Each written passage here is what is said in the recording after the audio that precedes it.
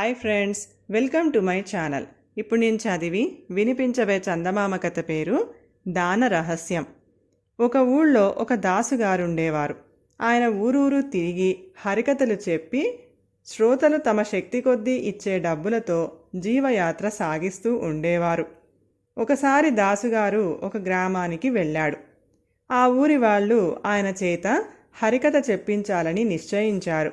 అందుకు తగిన స్థలం శేషయ్య అనే పెద్ద షావుకారి గారి ఇంట మాత్రమే ఉంది.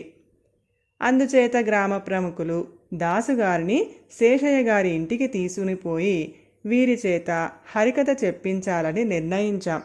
అది మీ ఇంట జరిపిస్తేనే బాగుంటుంది.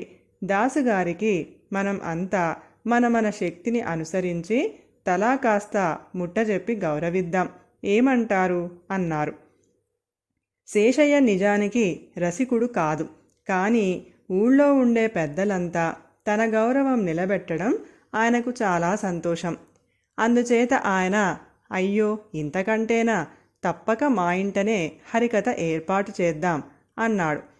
అంతేకాక దాసుగారి బస కూడా తన ఇంటనే అని ఆయన పట్టుబట్టాడు. ఆ రాత్రే పెద్ద షావుకారు గారి ఇంటి ముందు గల విశాలమైన ఆవరణలో హరికథ ఏర్పాటు అయ్యింది. దేవుడి పటం దగ్గర ఒక పెద్ద పళ్ళెం పెట్టారు. హరికథ వినటానికి వచ్చిన వాళ్ళు తమ శక్తి కొద్దీ దాసుగారికి ఇవ్వదలచినది అందులో వెయ్యవచ్చు.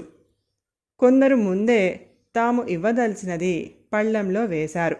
కొందరు మటుకు చివరకు వేద్దామని ఆగారు. శేషయ్య దాసుగారికి ఇవ్వటానికి ఒక శాలువ, 100 రూపాయల సంచి వసారా గదిలో పెట్టి ఉంచి కథ ముగిసినాక ఇద్దామని అనుకున్నాడు. ఆ ఊళ్ళో చలమయ్య అనే చిన్న షావుకారు ఒకడున్నాడు. ఆయన వస్తూనే దాసుగారి మెడకు 3 రూపాయలు ఖరీదు చేసే పట్టు కండువా వేసి పళ్ళెంలో 4 రూపాయలు వేసి ముందు వరుసలో కూర్చున్నాడు. ఈ హరికథే తన ఆధ్వర్యంలో జరిపించినట్టయితే ఆయన దాసుగారిని ఇంకా కాస్త ఘనంగానే సత్కరించేవాడే. పెద్ద షావుకారు శేషయ్య ఎవరు ఎంతంత ఇచ్చేది ఒక కంట కనిపెడుతూనే ఉన్నాడు. అన్నింటిలోకి పెద్ద పద్దు చెలమయ్యదే, అది కూడా 10 రూపాయల లోపుదే. అలాంటప్పుడు తాను మటుకు దాసుగారికి 100 రూపాయల నగదు, ఒక శాలువా ఇచ్చుకోవటం దేనికి? ఒక 10 రూపాయల రొక్కము, ఒక జత పంచెలు ఇస్తే సరిపోతుంది.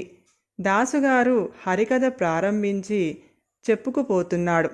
మధ్యలో శేషయ్య ఏదో పని పడ్డట్టుగా లేచి వసారా గదిలోకి వెళ్ళి తాను సిద్ధంగా ఉంచిన శాలువ, రూపాయల సంచి తీసేసి వాటికి బదులు ఒక దోవతీల చాపు 10 రూపాయల ఉంచి వచ్చాడు.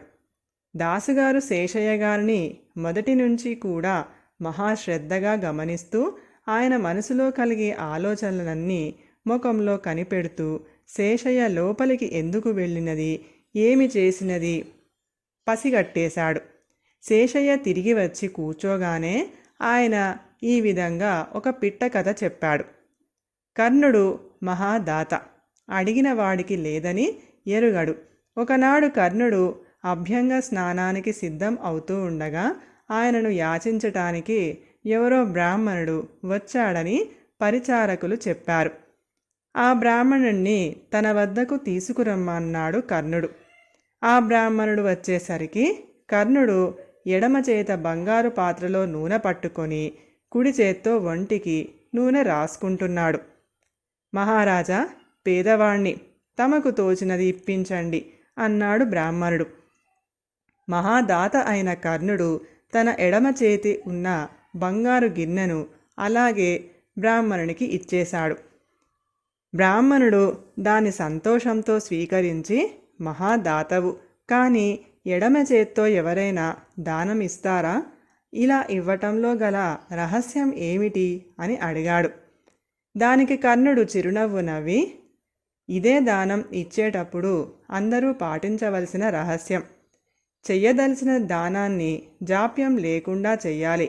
మాట వరుసకు నేను నీకు ఈ గిన్నెను ఇవ్వాలనుకున్న క్షణంలో అది నా ఎడమ చేత ఉంది. దాన్ని కుడి చేతికి మార్చుకునే లోపల నా బుద్ధి మారిపోవచ్చు.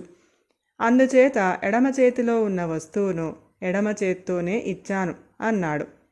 ఈ పిట్ట కథ చెప్పి హరిదాసు గారు అసలు కథకు వచ్చాడు. కానీ శేషయ్యకు ఆ పిట్ట కథ చెప్పుదెబ్బలాగా తగిలింది. హరికథ పూర్తి అయ్యాక ఆయన దాసుగారికి తాను ముందుగా ఇవ్వాలనుకున్న కాసుల కన్నా కూడా ఘనంగా ఇచ్చి గౌరవించి పంపాడు. కథ సమాప్తం. ఈ కథ కనుక మీకు నచ్చినట్లయితే ప్లీజ్ లైక్ చేయండి, షేర్ చేయండి. మరిన్ని మంచి మంచి కథల కోసం మా ఛానల్ని సబ్స్క్రైబ్ చేసుకోండి. Thank you.